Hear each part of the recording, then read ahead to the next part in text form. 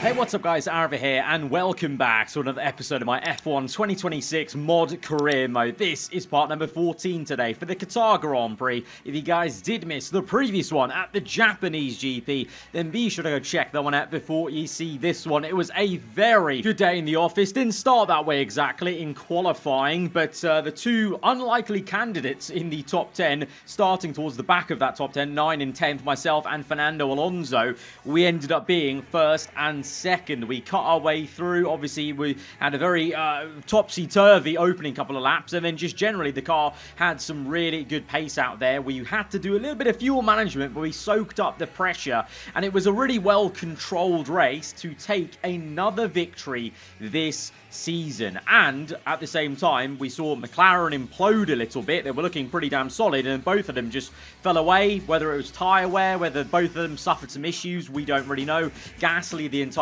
time was held up in traffic for most of the race, so it means going into the Qatar GP, the last 3 rounds, including 2 sprint races though, so a couple of more points on offer than just 3 normal races, we have got a very healthy lead of 17 points to Fernando Alonso in second place. Then comes Liam Lawson and Pierre Gasly a little bit further back, but you know, the 4 of us were so close together in terms of points, and I think Japan really did split us apart a little bit, so definitely feeling more comfortable than we would have done had we not, you know, had a result like that. And obviously the second place in the previous episode at Canada also very much helped. But in terms of R&D, there's still some movement going on. Andretti, for the first time, actually all season, upgrade now. So just at the end, they finally get something onto that car. And then there's some small improvements for Alpine and Audi, and also some other teams around it, as things somehow get even closer at the top of that R&D chart, with the 9 other teams minus Williams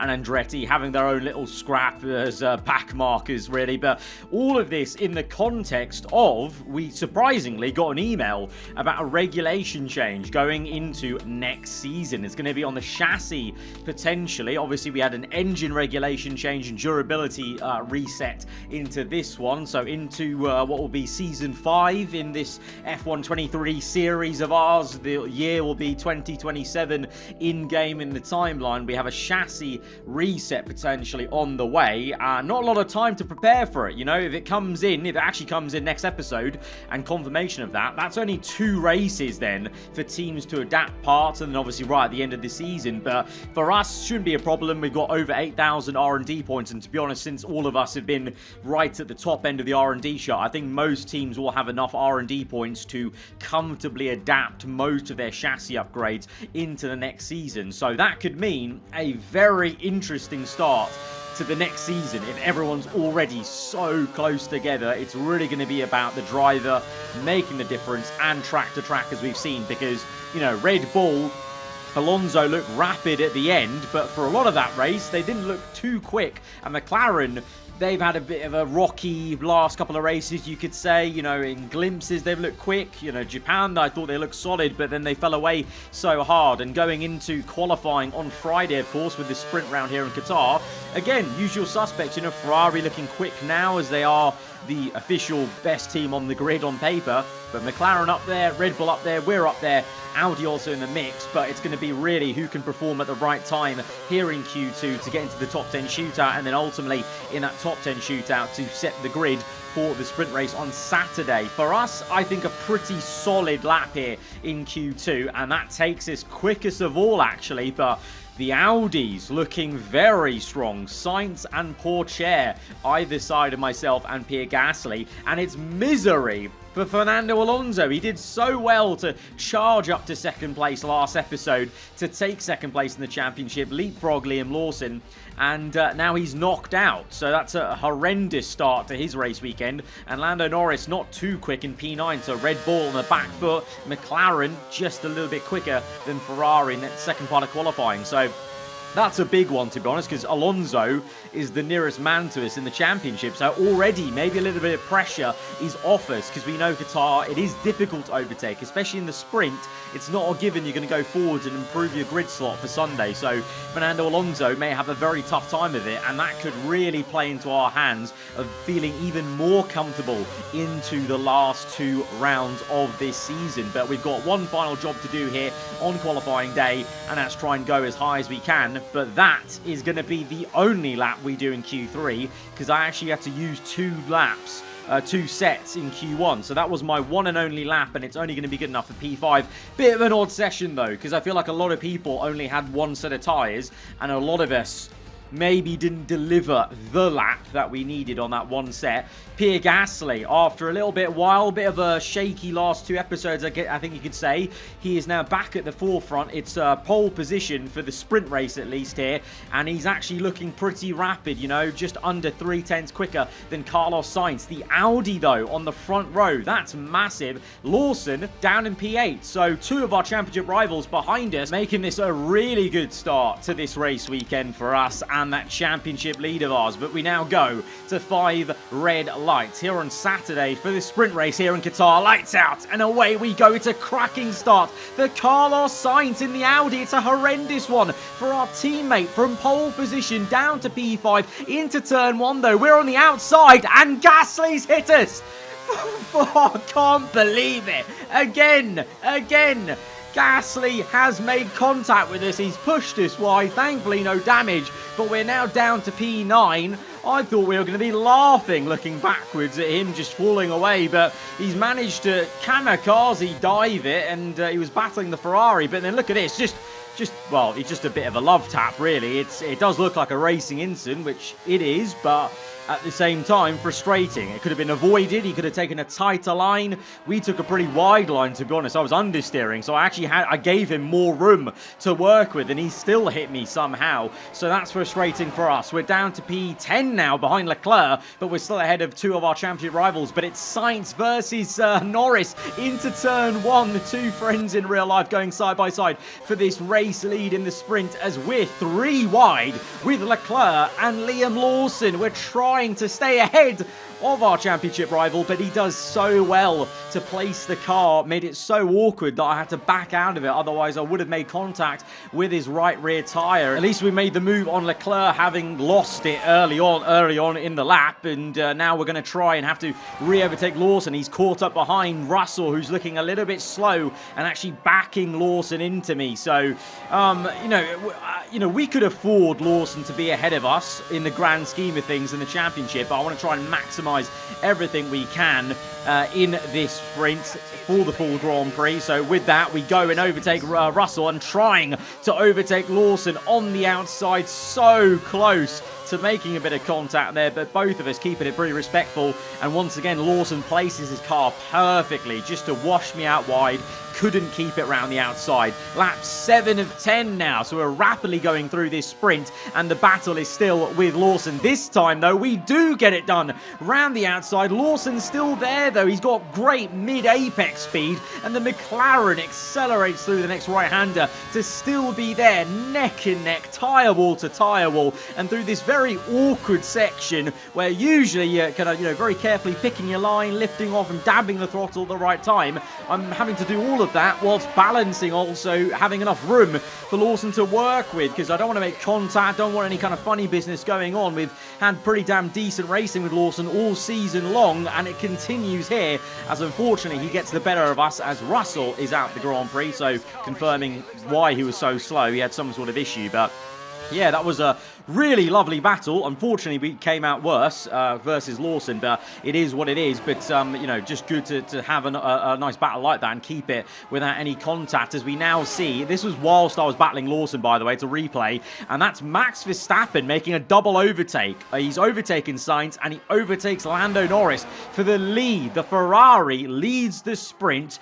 Dare I say it, could this be the first kind of quote-unquote win for Verstappen this season with Ferrari? It would be a sprint win, so it wouldn't fully count, but let's see. He just made a lovely double pass there, and we'll have to see how that goes on through as we've got 2 laps left of this sprint, already 1 as we come to the end of lap 9 onto the final lap, and we're going for our own little double pass on Albon and Lawson. Albon, just like Russell, bit slow. We had a radio message to say he's got an issue with his car, so we've taken the opportunity to try and get Lawson as well whilst he got held up, and we've done so. We're up into P7, and as we look back behind us with the replays, Lawson still actually fighting Albon. Meanwhile, through all of this, Fernando Alonso, as he tries to make a move to get up into P9, frustrated. He'll be a frustrated figure here today because, well, Albon re-overtakes him there, and he's back down to P10. Meanwhile, his teammate is in P1. Oh dear, looks like I spoke too soon with Verstappen there. Commentator's curse. Lando Norris is the one that leads the Qatar sprint here. Verstappen down to second. Sainz in the Audi on his tail. Verstappen will have to settle for second place, it looks like. But yeah, whilst Lando Norris is in P1, his teammate, the wrong Red Bull, is down in P10. He's the one in the championship fight, and he's the one not scoring any extra points here. Lando Norris will get the maximum here on Saturday. Will come home for 2 points. That will be, I'm sure, for P7 in this sprint. Lawson takes 1 point. So overall, Alonso didn't score any points. We scored 1 more point than Lawson, 2 more points than Alonso. Yes, Gasly outscored us, but obviously he had a much larger way to go in the championship. So, yeah, very solid sprint. You know, couldn't have asked for much more, especially after the way lap 1 went. I think the recovery was decent enough to get P7, but to be honest, for both myself and Gasly, from P1 and 5, a little bit frustrating to be now P6 and 7. But we've got a very interesting grid then for the full race. We will have Lando Norris on the full pole position, Verstappen alongside him. Sainz has done amazingly for that 3rd place in the Audi, and Schumacher P4. But we've got to be happy. We're ahead of Lawson and Fernando Alonso. Just got to try and convert that in the full Grand Prix.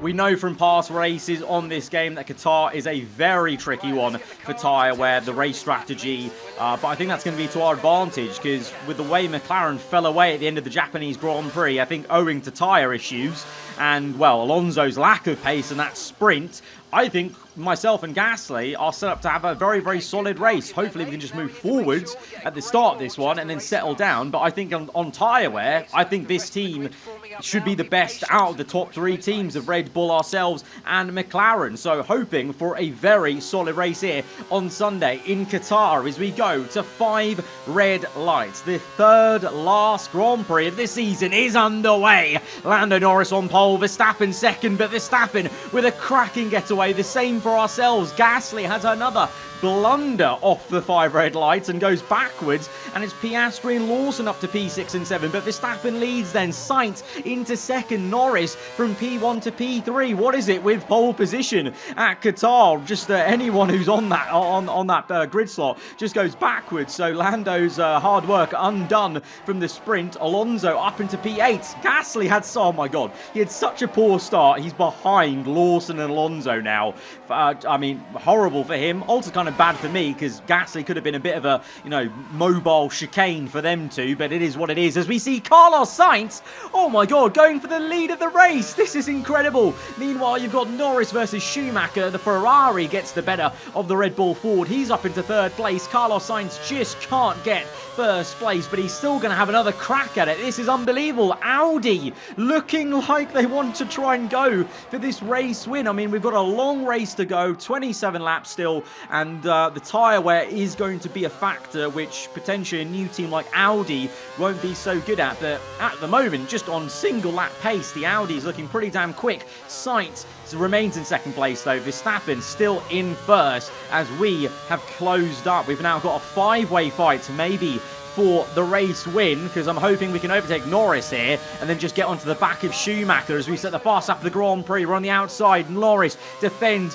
very well to the inside. Meanwhile, Verstappen is potentially losing first. Sainz is technically in first place right now, and he's booked it in. The Audi is actually in first place. We couldn't quite get the move done on Norris. He defended very well. A very similar defense to the one Lawson made, where he just parks the car very awkwardly. But we're going to slam on the brakes very late indeed and chuck it down the inside, try and catch him napping. He's gone off circuit, and we're going to out-accelerate him on the outside. But that Red Bull seems to have some decent traction, at least in the hands of Lando Norris, as Alonso continues to struggle down towards the bottom part of the top 10 as we're going for a very bumpy ride, left and right and left again, and Norris is still there on the outside. This is turning into an absolute classic battle, but it's not helping either of us, as close behind is Piastri. We go to the outside. Norris has cut the curb, and he's crashed into us. He's cut the corner, come across, and we've broken our front wing. The virtual safety car is out. It's all over in a flash,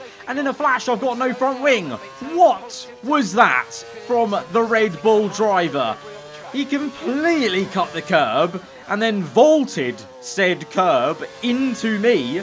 That was ridiculous. We gave him a bit of a squeeze, but we've given him so much room to work with, and he still just cut the corner and flouted the curb. On board from Piastri, you get a much better view of things. Yeah, he literally hop-skipped from the sausage curb. The sausage curb launched him into the air and launched him into me. Look at this slow-mo. That racing line's ridiculous. That Red Bull, all four wheels off the circuit, even off the curb onto the rumble strip, and he just vaults himself back onto the apex. I wasn't really expecting that. I thought he would actually back out of it since his line was so tight, but no, surprisingly, he kept his foot in completely, and so I met him at the apex, and it's front wing off. The virtual safety car's out though, so even though we've had to come in to change this front wing, we've got a free pit stop there, because I did that whole pit stop under virtual safety car. So that may give us some sort of advantage, but we've also pit very early on lap 3. Not ideal in a race where we know tyre wear is very high. As we go back to the live racing action a couple of laps later, then lap 9 this is, and we're watching Carlos Sainz fall foul of some pretty bad tyre wear, that looks like, because the two Ferraris have made very easy work of him. It's a 1-2 for Ferrari. Verstappen ahead of Schumacher, Sainz third, Piastri then Lawson fourth and fifth, Gasly in sixth ahead of Lando Norris, who's down to P7 following that bit of contact with us. Potentially he's got his own little floor damage because he's not as quick as he was clearly in those opening 3 laps. And meanwhile his teammate, again, Alonso, having a very quiet race, it must be said. You know, he was so quick in Japan. What's happened to that pace here in Qatar? Very, very odd stuff here as Alonso's just stuck in P10 as we're cutting our way through some backmarker traffic of Sargent, that was in the Andretti, Hulkenberg in the Gulf Williams, as we finally caught up to the pack on lap 9 onto 10. But we've been on these hards now for 7 laps. That's going to come back to bite us, even though technically once the first pit stops come in, we'll probably be ahead of quite a few people that we were behind before that crash. But because I've pit so early, this undercut we're getting, the advantage of the virtual safety car pit stop is going to be eroded by that extra tyre wear. And so we are definitely going to have to do a 2-stop. Like others might be able to do a 1-stop. You know, every single season on this game, we see some drivers trying it, some not. Very much Verstappen and Sainz, you've got to say, as they pit on lap 12. They're in the not camp. I would say that's an early enough pit stop where you think Verstappen and Sainz are committing to the 2-stop then as they come out on mediums and hards. A bit of a difference there. Maybe Sainz, well, on hards, maybe he's going to try 1-stop, I don't know. But we've actually come out ahead of the race leader then, but he's going to overtake us very quickly because of the tyre wear difference. That's 1 lap old mediums for him. These are 10 lap old hards. So just like that, he goes on the outside, and Sainz also does the same thing. I try to fight Carlos a little bit on the exit, but really in reality, you can't be expecting me to really even be able to match their pace because I've got 10 laps in these hards. It's just not really the vibe, you know. I came out ahead of the race leader because of the virtual safety car pit stop, but it just doesn't matter because of when the pit stop was, which was so early in the context of this entire race. Meanwhile, lap 14 then, so Piastri, well, a load of people still yet to pit. Piastri, Lawson, Norris, Pourchaire, as Verstappen, one of the first pit stoppers in this race in that top pack, has caught up to Russell already. So you're seeing that difference of pace between a two-stop, an aggressive two-stop, and maybe a one-stop for all those guys still going on. Gasly has converted to a two-stop, it looks like, as he's pit at this stage. He's on hards, though, so leaves the door open maybe, and he's just at the fast lap of the Grand Prix. So soon enough we'll meet our teammate, because yeah, we got minced by Schumacher there. Wasn't really too much to really commentate about. He just got us in a straight line. I didn't really put up much of a fight, because why would I? There's no point fighting these guys too much, because I'm just going to lose more time in my own race, basically. I don't actually know who I'm racing at this stage, I'm not going to lie, by the end of this, but at least I can take some solace in, even though my race isn't looking too great, Fernando Alonso's looking worse. He's down in P13, and he's having a titanic scrap with Daniel Ricciardo for no points at the moment. He's so off the pace. This is not the same Alonso we saw in Japan. Maybe he's got a car issue. Maybe it's just this car. But then at the same time, you've got to say, you know, Lando Norris is up there in third place. Yes, he maybe lost some time with the collision with ourselves, but he's still pretty damn good. Is on lap 16, Piastri's now pit, Norris is pit. You see there Schumacher battling Carlos Sainz, but one man who's yet to pit is Liam Lawson. Very peculiar. 16 laps he's gone into this race. That's pretty mad for Qatar. If you look back at previous seasons of this series, as on lap 16, the inevitable is happening. I am going to let through my teammate, because you saw there, just before that corner, I went complete off circuit just because there was no grip. I literally misjudged the corner because I keep thinking there's enough grip in these tyres, but these tyres are absolutely done. So despite the frostiness with our teammate, I let him by. You know, there's a greater picture at play here. And, well, it's pretty horrendous news for Ferrari, as Schumacher is limping along, smoke coming out the engine, and he is now out of the Grand Prix. 11 laps to go. Schumacher is out. No longer a 1-3 for Ferrari. It's just the sole one for Max Verstappen in the lead. Sainz in second, Gasly third, myself in fourth, Pourchaire fifth, Piastri, Lawson, Albon, Bottas, Norris and Alonso together near on circuit. What's happened to... Wow, okay, both Red Bulls are having an absolute disaster. It's a shocking one for Red Bull, and it's looking pretty alright for the McLarens versus Red Bull, I guess, in the championship. But it's not looking too bad for us either in terms of our team, because Gasly's up there in third place onto a podium as it stands. And for me, well, you saw there I was doing some defending against Pourchaire because I'm on my last lap. Look at that icon on the bottom right. It's nearly brick red on the tyres. So, yeah, these hards have gone off the cliff. We're coming in. I didn't want to come in, you know, if there was any chance of staying out to the end with some sort of pace, I would have done. But yeah, these tyres are toast. Pitting on lap 3, just not the vibe. Look at those front tyres, 72% would have got to puncture region, so we have to come in. We're going to strap on a new set of soft tyres though, to be fair. We've got 7 laps to go, which is a little bit longer than I would want on soft tyres, because honestly they wear so quickly. But with softs, and looking at the pace or the lack of pace I had on those hards, I'm hoping the same will be said for some of these guys who are staying out long on the hard tyres. In lap 21, that pace is coming through as we set the fast lap of the Grand Prix on the previous lap, and we overtake Russell with ease on the outside. We're P15 at the moment, but we're going to keep our head down and try and charge forwards. But you know, if it wasn't for that early pit stop, I feel like we would have been probably around P8 at this point when we made this second pit stop. This is the difference of having to make that early stop and go so long on hards just to make this last stint work on softs. As we make quick work of Felipe Drugovich, Leclerc's going to be a little bit awkward into this left-hander, but we're going to keep tight on the line and then get on the power very early. That's the grip difference we've got on these softs to the mediums, all the medium tyres around us as we go and now make a move on. Ricciardo slice it through on the outside. Very nice indeed, up to P12, and it'll be soon P11. And then look who it is, Fernando Alonso.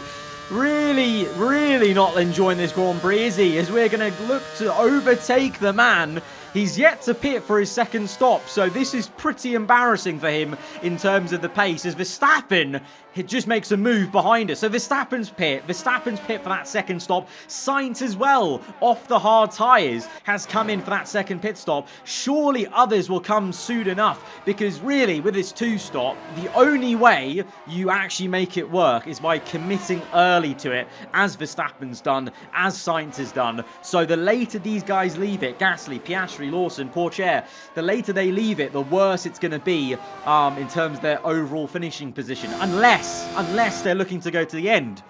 Then it's going to be a very interesting ending here, because Verstappen P11, he's looking pretty damn rapid.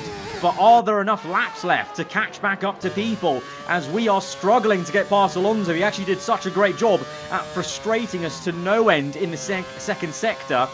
And through here, it's just impossible to make a move. You can't make a move in this very section, so you have to just bide your time until the final corner when there's just a bit more wiggle room to work. So Alonso desperately trying to defend against this, one of our main title rivals, but in the end of it, we're just going to have too much pace to go around the outside. But saying that, onto the main straight, that Red Bull's still got straight line speed, and the Ferrari does as well. It's 3 wide, myself, Alonso, and Verstappen. It's the Ferrari on the inside, though, that's going to get the double overtake up into P8. We're just going to have to finish off the move on Alonso, but we watch the Ferrari go by.